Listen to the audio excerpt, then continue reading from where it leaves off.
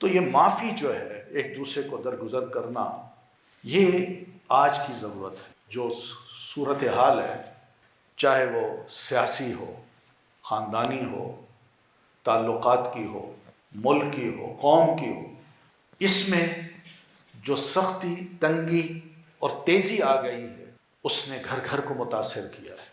محبتیں ختم ہو گئی ہیں، نفرتوں نے جگہ لے لی ہے، بدلے اور انتقام کے جذبات جو ہیں وہ ہر وقت ہمارے اندر زندہ رہتے ہیں۔ ہم یہ بھی دیکھ رہے ہیں، جو اخبارات کی خبریں ہیں، کہ چھوٹی چھوٹی بات پہ قتل بھی ہو جاتے ہیں۔ آخر ایسا کیوں؟ کیا دین نے ہمیں ایسے بنایا تھا؟ یا ہمیں ایسا کس نے بنا دیا؟ کبھی اس کا جائزہ بھی لیا کیجیے۔ جو دین ہمیں یہ تعلیم دے کہ المسلم اخو المسلم، مسلمان تو مسلمان کا بھائی ہوتا ہے، ہم نے آخر کہاں سے یہ سبق سیکھے کہ مسلمان مسلمان کا دشمن ہوتا ہے؟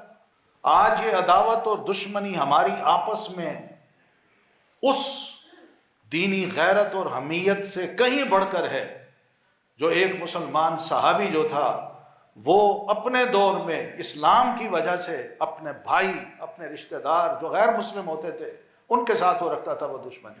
اس کو بھی نبی علیہ الصلوۃ والتسلیم کنٹرول کیا کرتے تھے، نہ ایسے کام نہ کرو، اپنے بھائی کو کچھ نہ کہو، ہو سکتا ہے اللہ اس کو ہدایت دے دے، اپنے والد کو مت قتل کرو۔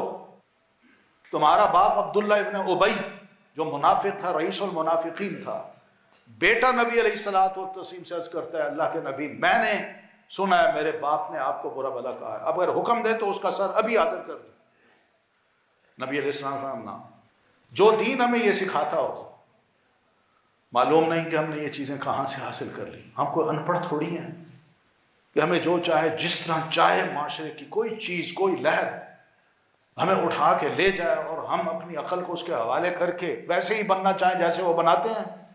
کچھ تو دینی تعلیمات کا رنگ ہماری ذات پہ ہونا چاہیے۔